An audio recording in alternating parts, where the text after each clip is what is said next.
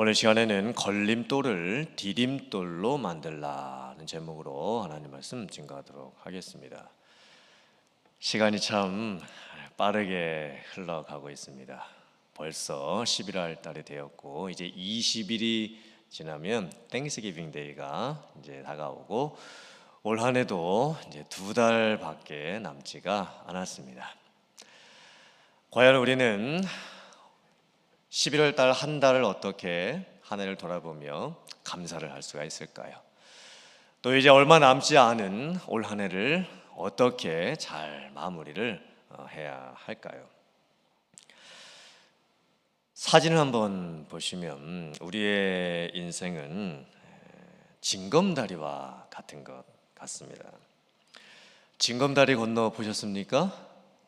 징검다리를 건너려면 저 사진처럼 돌을 이렇게 딛고 건너야 됩니다. 근데 저 돌들이 걸림돌일까요? 디딤돌일까요?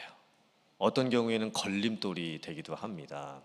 왜냐하면 징검다리를 건너려면 균형을 잘 잡아야 됩니다. 그리고 이 돌에서 저 돌로 점프할 때 잘 점프를 해야 됩니다.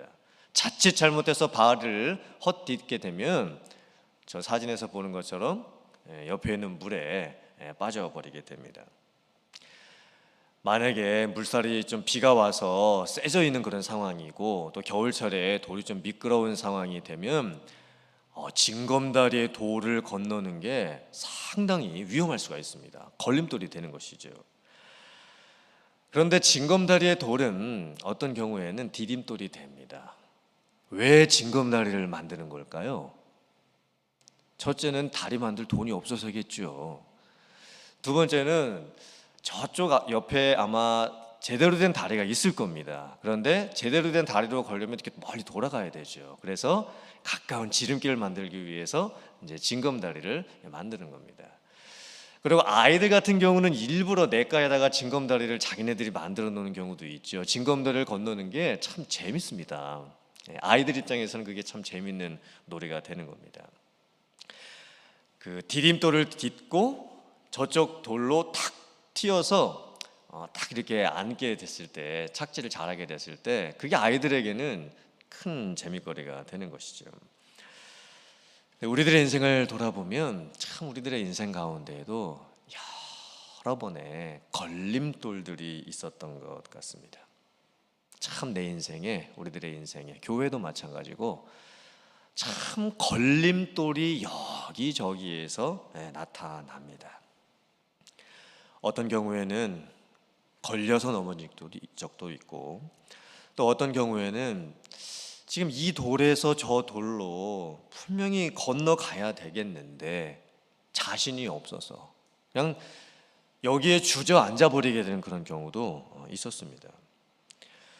근데 반대로 어떤 경우에는 너무 힘든 상황이었지만 그 상황이 지나고 나서 보니까 나에게 디딤돌이 되었던 적도 있었던 것 같습니다. 앞으로도 우리의 인생에 많은 걸림돌이 찾아오겠죠. 또 우리의 신앙의 여정에도 우리의 교회에도 아마 많은 걸림돌들이 있게 될 것입니다. 그때마다 우리는 어떻게 해야 할까요? 슬럼프에 빠진다라는 그런 말을 우리가 참 많이 합니다. 슬럼프에 빠진다라는 게 뭐죠?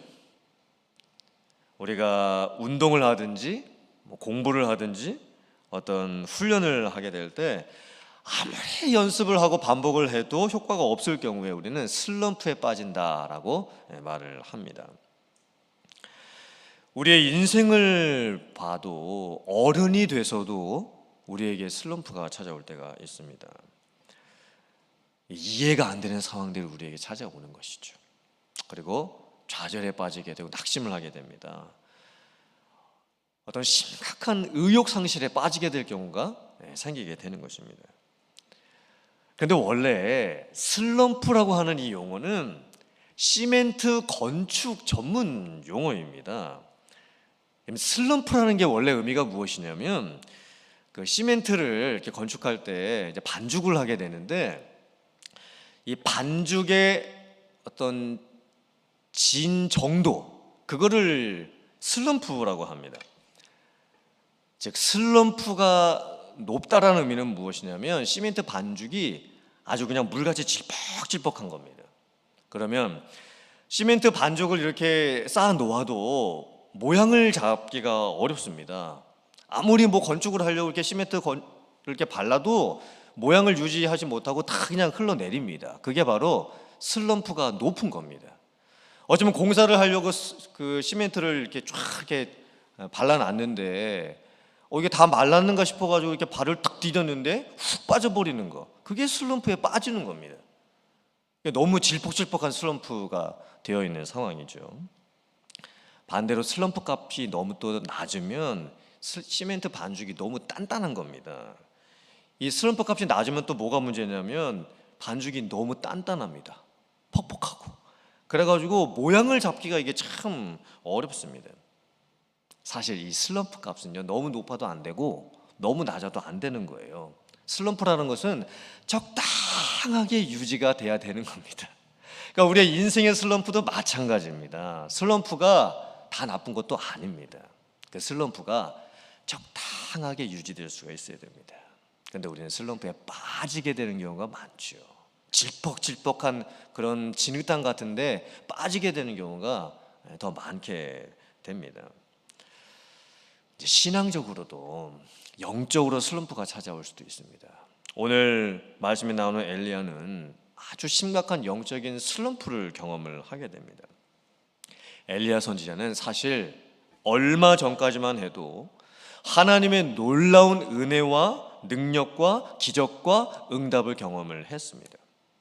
사르밧 과부를 도와주게 됐지요. 아무것도 없어서 이제 그 통 안에 있는 가루, 그다음에 병 안에 담겨 있는 기름 다 떨어져서 이제 어떻게 할 수가 없는 그런 상황이었습니다.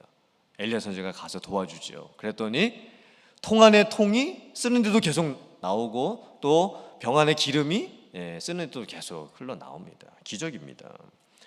또 사르밧 과부의 아들이 거의 죽게 되었을 때 엘리야가 기도함으로써 그 죽은 아들을 살려냅니다.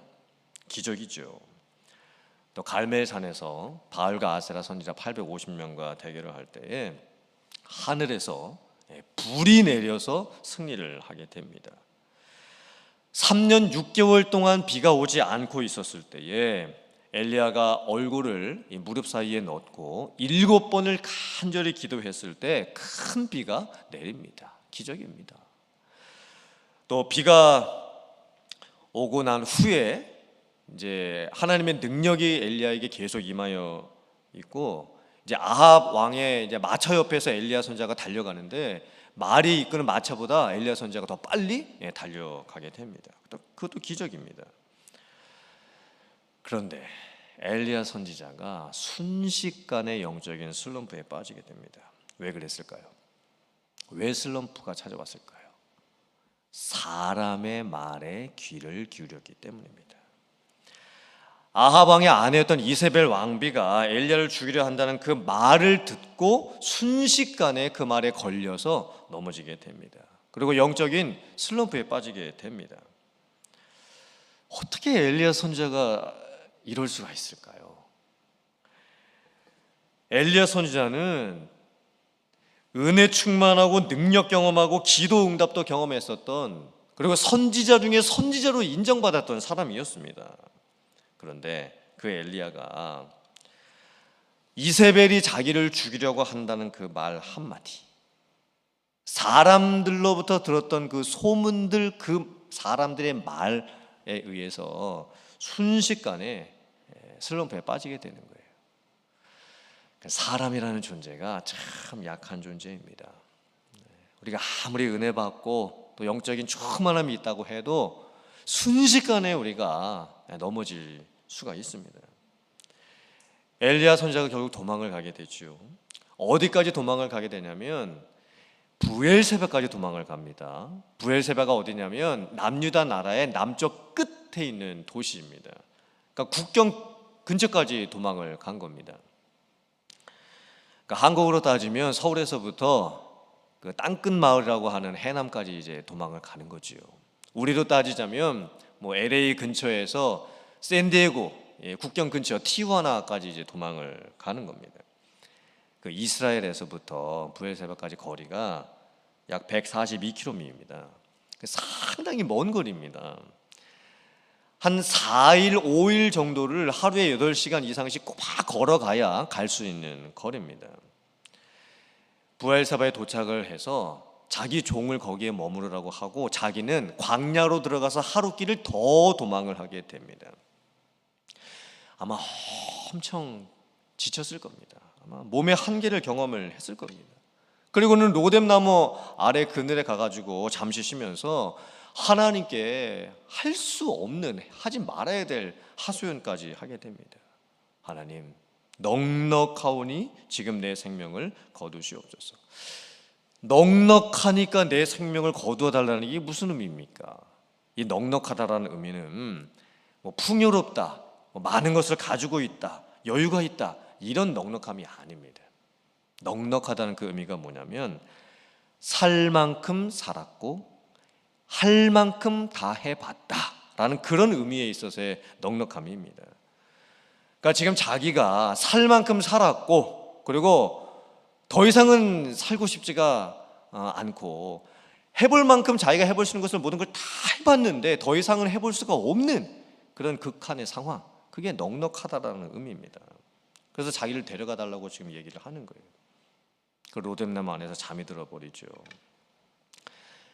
이 잠은요 단순히 피곤해서 자는 잠이 아니고 이건 삶을 포기한 상태에서 자는 잠입니다. 그러니까 눈을 뜨기가 싫은 거예요. 그러니까 눈을 떠서 세상을 마주할 자신이 없는 겁니다. 그래서 잠을 잘 수밖에 없는 상황인 거예요. 네, 여기에서부터 하나님의 놀라운 간섭하심이 시작됩니다. 천사가 나타나서 엘리야를 어루만지면서 일어나라고 그리고 먹으라고 권합니다. 그러니까 엘리야가 이제 깜짝 놀랐겠죠. 그리고 눈을 떠 보니까 자기 머리맡에 떡이 놓여져 있고 물 한 병이 놓여져 있습니다. 그러면 보통 이런 기적을 경험하게 되면 어떻게 돼야지 되는 게 정상입니까? 하나님께서 나에게 은혜를 베푸시려고 하시나 보다, 하나님의 나를 회복해 주시려고 하시는가 보다, 그리고 이 떡이 어디서 생겼을까, 이 물병이 또 어디서 생겼을까라고 하면서 먹고 마시고 힘을 내서 정신을 차리고 다시 하나님께 돌아가야지 정상이죠. 그런데 그냥 그 떡 먹고 물 마시고 다시 또 잡니다. 이게 무슨 모습일까요? 이거는 은혜 받는 것도 엘리야 선지자 입장에서는 이제 다 싫은 거예요. 다 귀찮은 거예요. 그냥 아무것도 하기 싫으니까 날 좀 그만 내버려 달라고 하는 그런 지금 모습입니다. 참 엘리야 선지자도 못됐죠.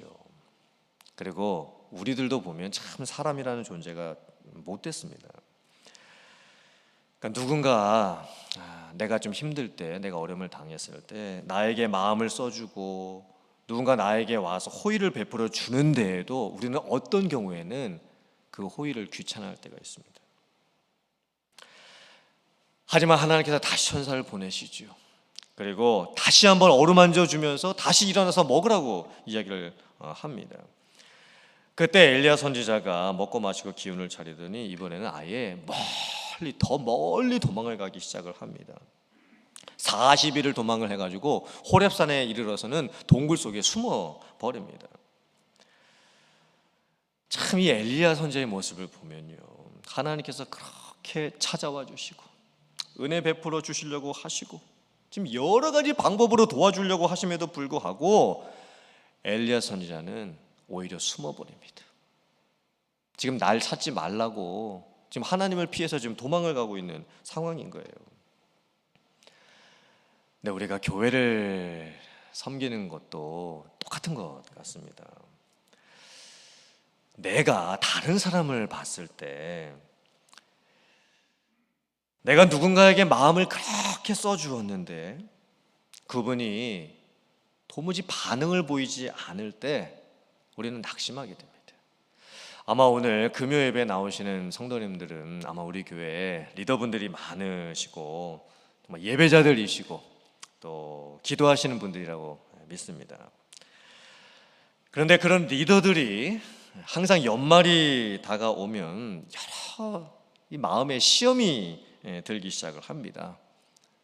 해볼 거 다 해본 것 같고, 더 이상 나에게 힘은 남아있지 않은 것 같고, 그리고 올해 했던 거 이제 좀 그만둘까, 목사님에게 이제 더 이상 좀 못한다고 말씀드릴까, 이런 생각이 리더분들에게 찾아옵니다. 지금이 딱 그런 시기입니다. 그리고 이제 교회에 좀 오래 나오지 못하시는 그런 분들의 모습을 또 보면 그분들의 모습이 뭘까요? 나 찾지 말라고 도망을 가 계신 상황인 것이죠. 동굴 속에 그냥 꼭꼭 숨어 들어가 계시는 상황입니다. 저희가 그렇게 찾아가려고 하고 도와주려고 하고 같이 있었으면 좋겠고 하는데도 어떻게 그렇게 꼭꼭 숨어 있는지, 동굴 속에 들어가가지고 나오려고 하지는 않습니다. 그러니까 오늘 이 엘리야의 모습은 리더로서 교회를 섬기면서 나에게 찾아오는 그런 힘들어지는 나의 모습일 수도 있고, 또 우리 교회 성도님들 중에서 믿음을 잃어버리고 멀리 도망가 있는, 우리가 아무리 찾아가려고 해도 도무지 이게 찾아지지가 않는 그런 믿음이 연약해져 있는 성도님들일 수가 있습니다. 우리가 어떻게 해야 될까요? 나도 어떻게 힘을 얻을 수 있고, 또 내 주변에 그렇게 힘들어하고 있는 성도님들 우리가 어떻게 또 힘을 줄 수가 있을까요? 하나님의 만져주심이 있어야 됩니다. 하나님의 터치해 주심이 있으셔야 되는 거예요. 그 은혜에 만지심이 있어야 우리가 살 수가 있습니다. 엘리야 선지자뿐만이 아니라 성경에 여러 사람들이 하나님의 만지심을 경험을 합니다. 그리고 다시 살아나는 거예요. 예레미야 1장 8절부터 10절 말씀 같이 봉독하겠습니다. 시작. 너는 그들 때문에 두려워하지 말라.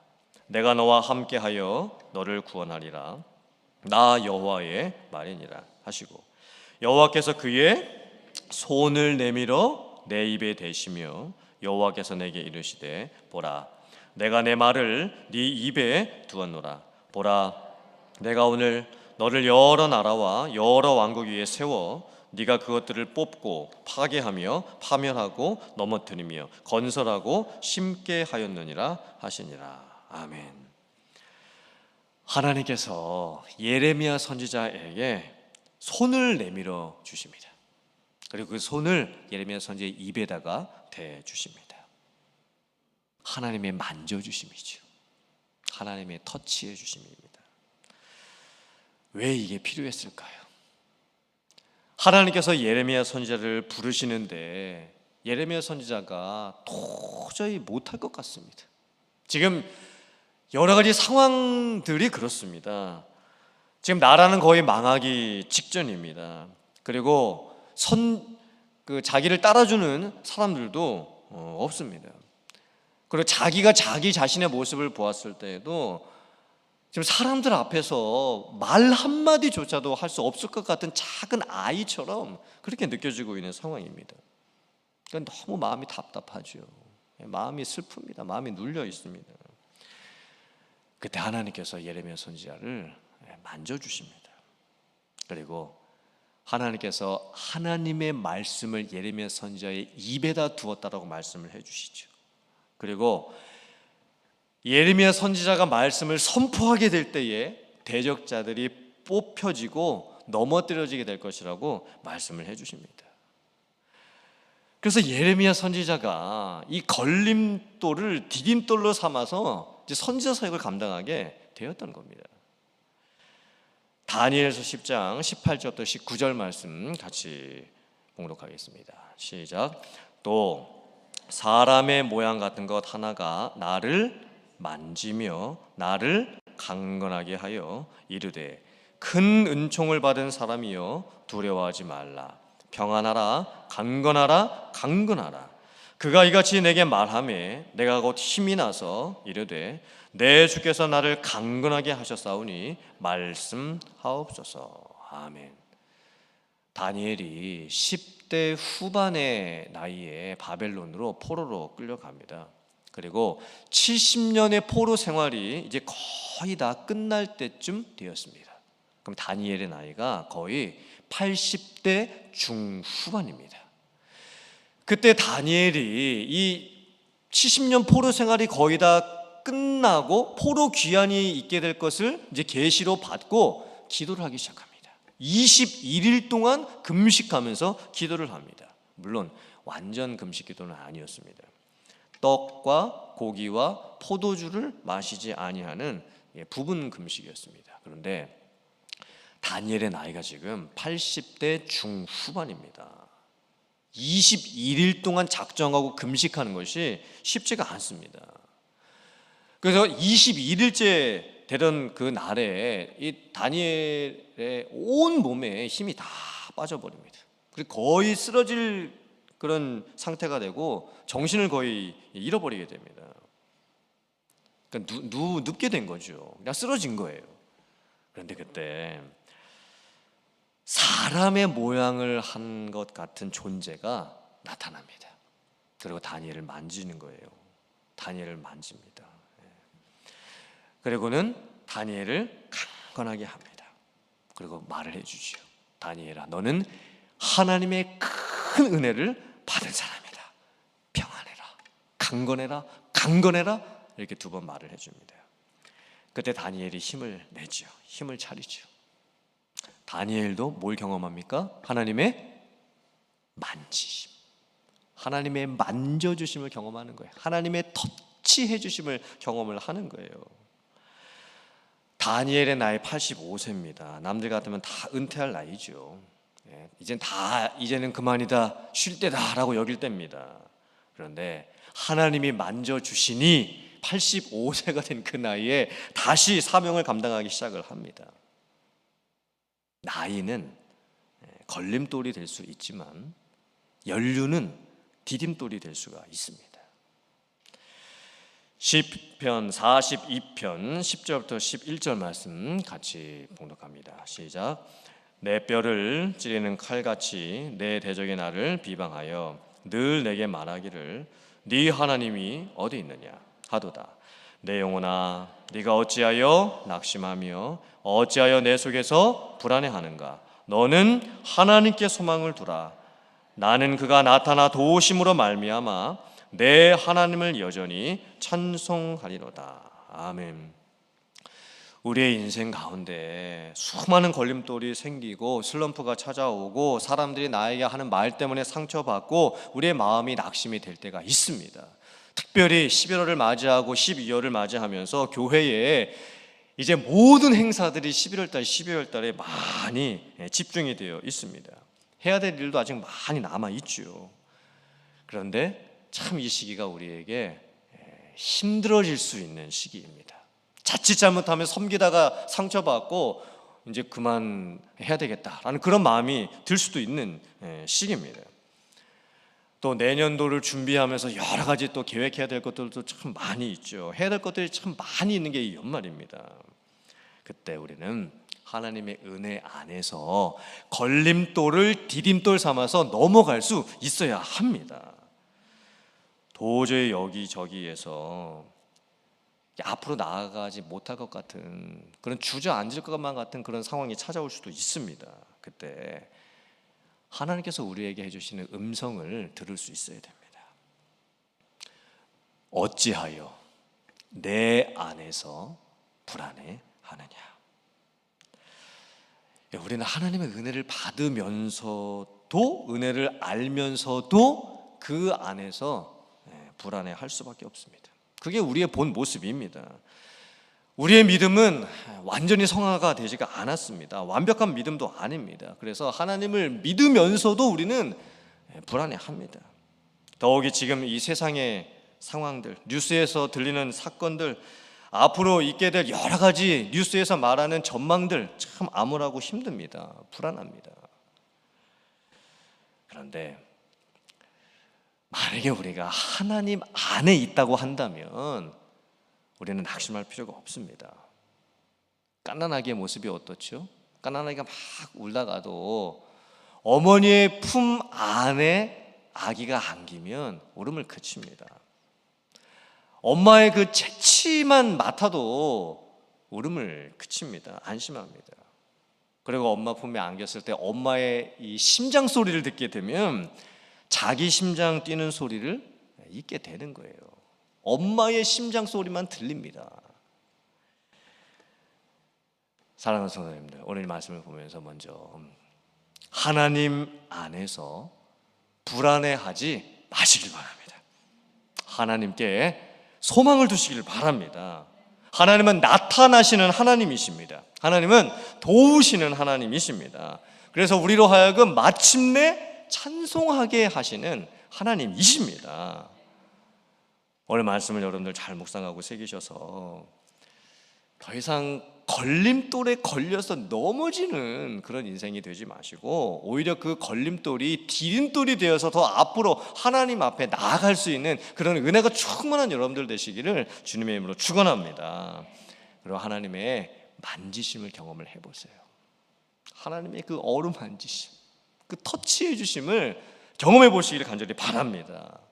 그래서 영적으로 힘을 얻으셔서 올 한 해 잘 마무리하시고 11월 감사의 달 잘 보내시고 또 여러분께 하나님께서 맡겨주신 그 사명들을 계속해서 잘 감당해 나갈 수 있는 여러분들 다 되실 수 있기를 주님의 이름으로 축원합니다. 아멘.